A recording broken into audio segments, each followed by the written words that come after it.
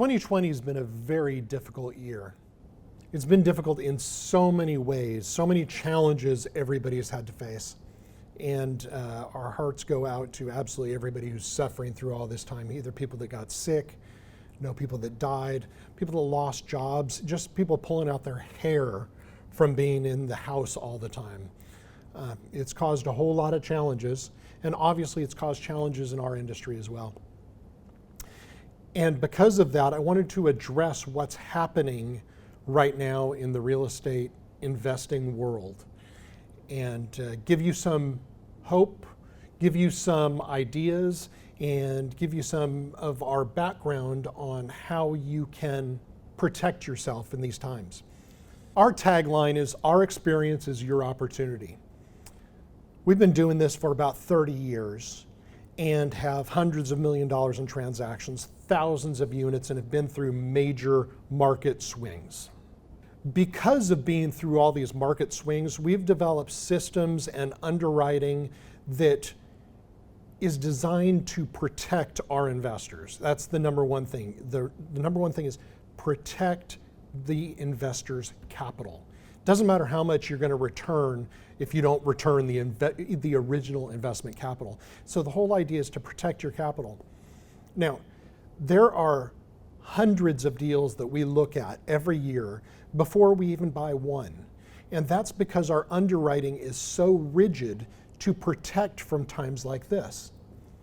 I've heard of other investments that are not providing distributions right now, that are having cash calls, that are having management problems.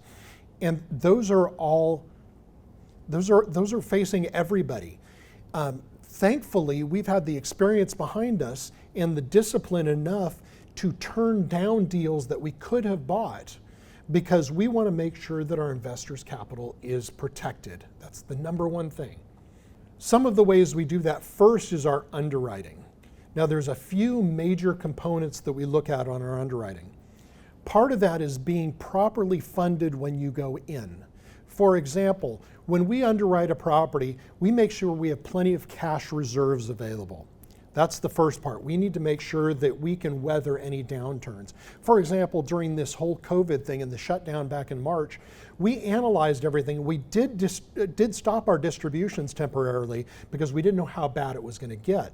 But we figured we could weather a 30% drop in revenue and still make it through everything. Because I came into this market after the 1986 crash, which was major, major devastation.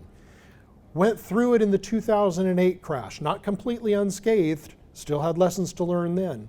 But there's been downturns about every 7 years. 2001, there was a downturn. 1991, there was a downturn.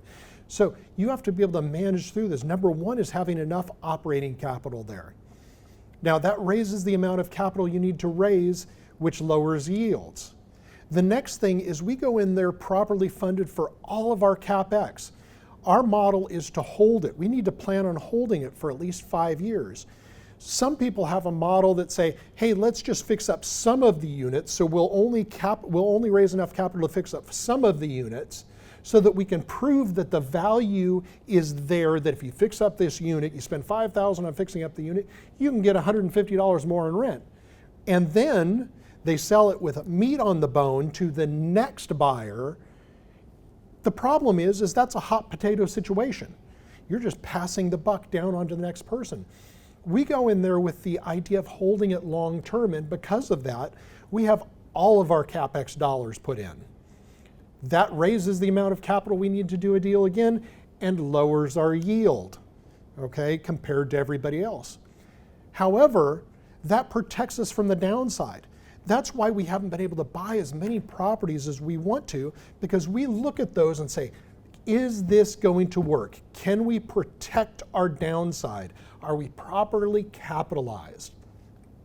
Now, the next big thing that people look at is the exit cap rate. That one has the biggest amount of impact on a property. Now, I'll say, I have been wrong. I'm going to say that, and I want you to listen very carefully on how I was wrong.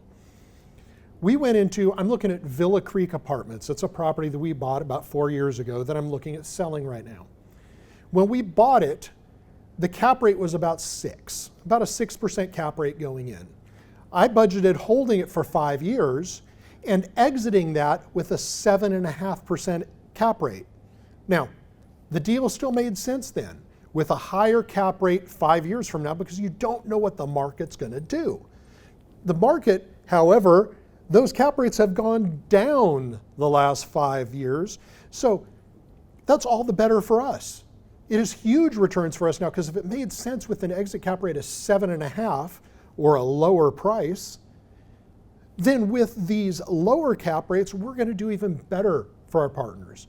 We've averaged about 18.3% return per year average over the last 30 years. And we do that by making sure that our underwriting is conservative, and a huge part of that is that exit cap rate, because that's where most of your return comes in. The cash flow is not 18% per year. The cash flow could be 3, 4, 5%. It could be 8, 10%. Could be anywhere, but that exit cap rate, that bump in that value that people are getting, comes from that exit cap rate. Now, most people teach use the same exit cap rate as your going in cap rate. The major fund managers that I've talked to, they work in there, they put about 0.1% per year at least bump in that exit cap rate so that they can hedge to make sure that there's not any problems in the future, because you don't know what interest rates and cap rates are going to do over the next 5 years. And some people take the methodology of, hey, we don't know what it's going to be in 5 years, so we have to use what today's cap rate is. And I'm saying, no. We got to protect that for what's going to happen in 5 years. So we have to bump that cap rate up, which gives us a little bit lower value for our exit, which gives us lower projected returns than what most people would get. Now, talking about cap rates, people say, well, what cap rate do you get going in? I don't look at cap rates. I look at what the yield is going to be for you. And if we don't have about a 16% per year average return with our conservative underwriting, which is properly capitalized with our operating account and properly funded for our CapEx, then we don't do it. And because of that, we turn down hundreds of deals before we find any that make sense. Now, that has hurt us in the long term, because if we would have bought something 5 years ago, it didn't matter what you bought 5 years ago, you had a home run on it. Everybody is a hero. But it's our experience that's your opportunity, because we've been through these downturns. Even though we suspended distributions temporarily, we saw that the dip wasn't that bad, and we reinstituted those because we were properly capitalized. We knew what we were doing. Now, some of this goes back to poor management. Now, I'm not going to blame management companies, because if the owner doesn't have the money to put into it, that really ties their hands. So it's not always the management company's fault.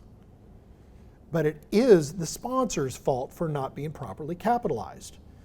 So those are some of the things that we do differently to make sure that your investment is protected, because that's the key thing. If you make money, we make money. You lose money, we're dead in the water.